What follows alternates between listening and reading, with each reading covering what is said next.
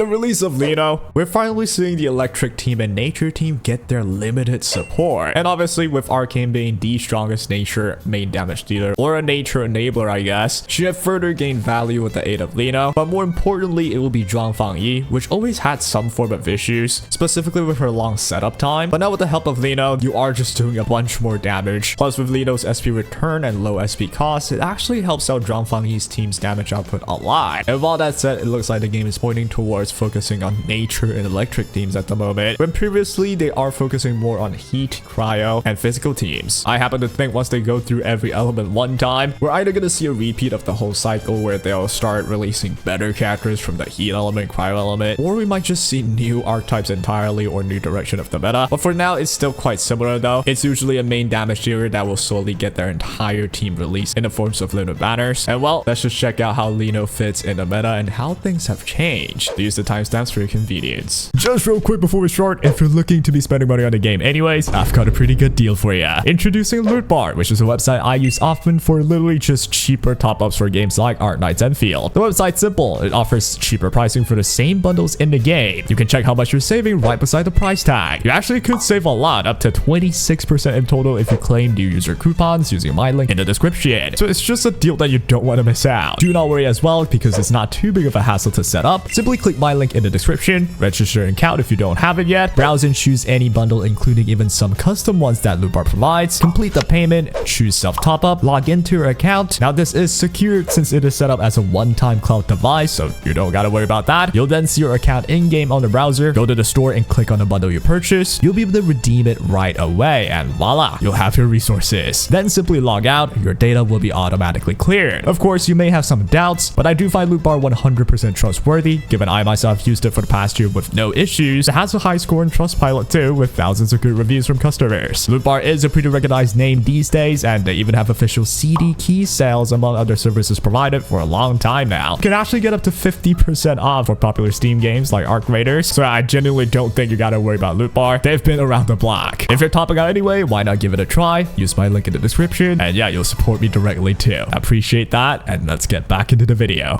Now with this tier list, do keep in mind that this will be measured mostly for Umbral Monument. And to just jump right into tier 0, you can see most of them are pretty much the same, but we do see a bunch of difference in the buffer slide. Let's just focus on the new addition specifically. We got Liino being a tier 0 buffer. Now this is a no-brainer. Her value comes mainly from the level of buffs that she's able to provide for the nature arcane teams or Yi electric team and even Abiwena electric team. Obviously her amps for nature and electric are incredible. She even has attack buff that's just generally usable for anybody, and one of the main reasons why she's so good is the negligible cost of SP to use her. You really just need 25 SP, and then she has a massive 60-second buff duration, albeit you don't have her amp yet. But the moment you have her ultimate, which is still considerably lengthy in terms of duration, where it lasts for like 15 seconds, she comes as pretty much the lowest cost of SP character in the whole game, yet her buffs are probably the longest among all the buffers.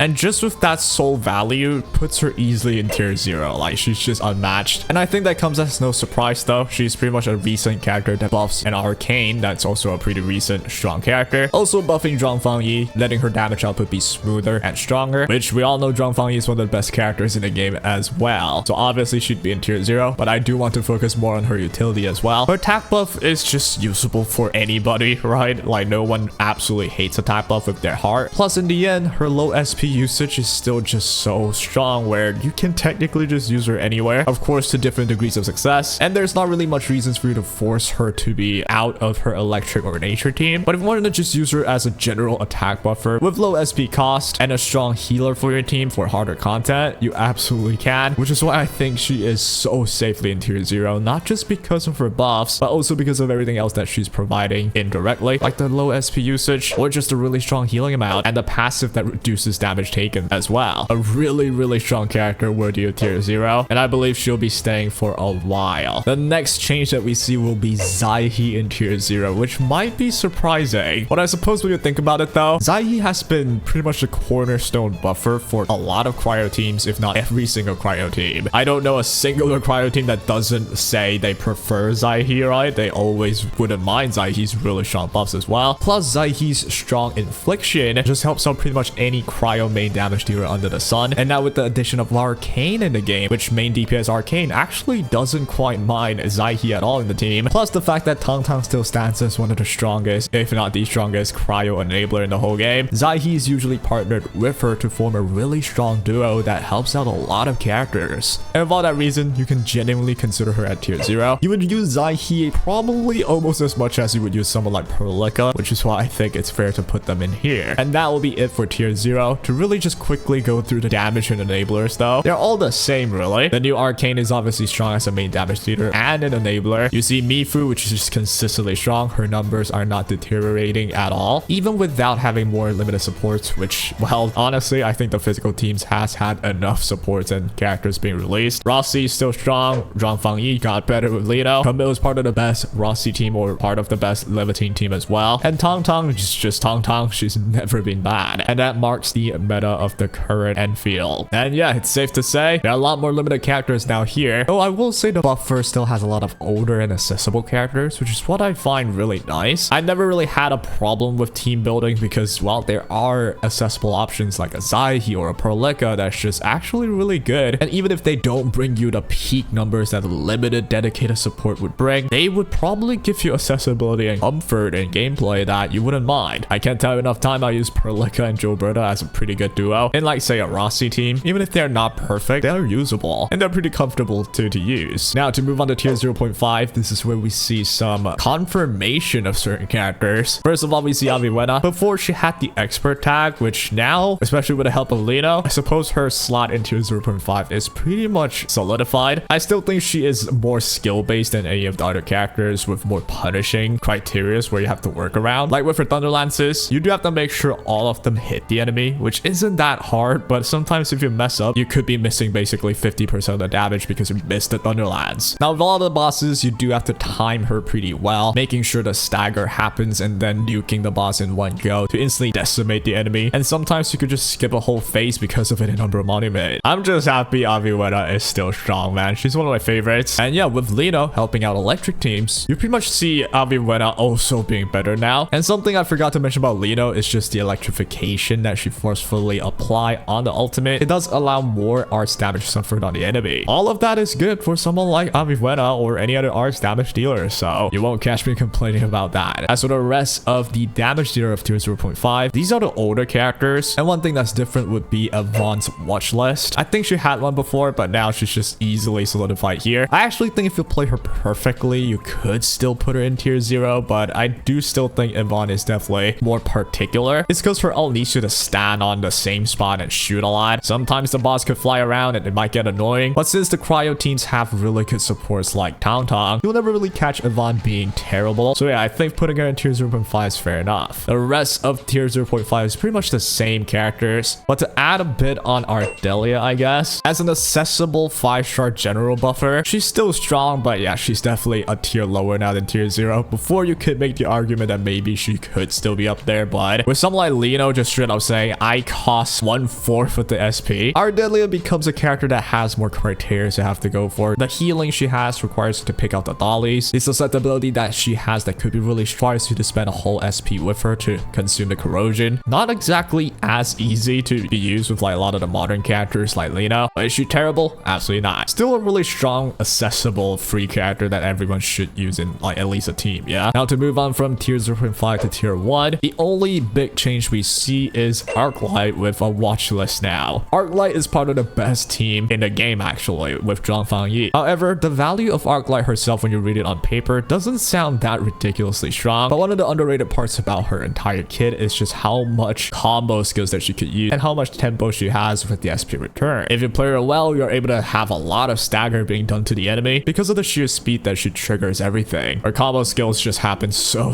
quick, right? With all the SP returns, it helps out a team like Zhang Fangyi a bunch, and you're able to help stagger the boss really quickly too. An Arknight that's played really well with staggers and everything and timing everything perfectly could actually see her higher up in the tier list. One of the biggest contributors being just the electric team being insanely strong right now too. So I would say I agree the watch list here. We gotta take a look at Arknight a bit more. In the future, when more electric teams come into the game, you might see Arknight being higher up. So another accessible character that's pretty usable. And yep, that's pretty much it for the tier list for this time. The rest of it are the same characters, which I will add. Specifically now that we have Arcane, Fluorite becomes a really replaceable character now. I used to think Fluorite has a lot of potential, but now that Arcane as an enabler got released, it's just gonna be premium Fluorite, right? Well, regardless, Arcane is a limited banner. Fluorite obviously isn't, so you can always just use Fluorite and rely on her if you don't have Arcane. But for the rest though, it's about the same, and that builds the meta of the current Endfield. I personally think we're safely in like the second meta now. The first meta would be like the heat team, the cryo teams with the physical teams, and now the second meta seems to point towards electric and nature teams, which are the two teams with the least amount of like main damage dealer being released. But then again, if you look at it though, there's actually not too many main damage dealers at all. Like I think every element only has one real limited main damage dealers, and there's actually a lot more enablers and buffers, which I guess it's fair. You only have one main damage dealer in every team most of the time. But yeah, now that most of the elements have at least have one team, I'm excited to see what's gonna happen next. I'm expecting their schedule to be about the same, where they'll just release more arts character based on their elements. They won't oversaturate one element or the other, but I also do think they'll add more archetypes and unique things to kits of the new characters. Like we see it ourselves with Arcane, they have this dual form that they're trying here, which is pretty interesting, though I don't think it's a great idea for every character to have a dual form. And I do also think they are trying to release easier characters to play like Liino, which I think it's fine to have some characters that are easy, but I also do appreciate some that require some form of thinking and such. I think Arcane is still closer to me the easier type of character, but the enabler Arcane, at least you have to time things. So I actually quite like Arcane as in terms of our design and gameplay. Liino is fine, an easy character that buffs your whole team well. It's comfortable, but I definitely don't want every single character to just end up being, oh, click skill and all, and then just repeat. Yeah, someone like Rossi is my favorite type of gameplay, where you kind of have to time her. It's really fun, especially with the whole little combo timing thing. I think it's pretty fun to just have these sort of mini things to like master. Well, overall though, that'll be what I think. I'm excited to see what's coming next. The story and the fights especially are pretty sick recently. Well, that'll be all for now though. Hope you guys enjoyed, and take care.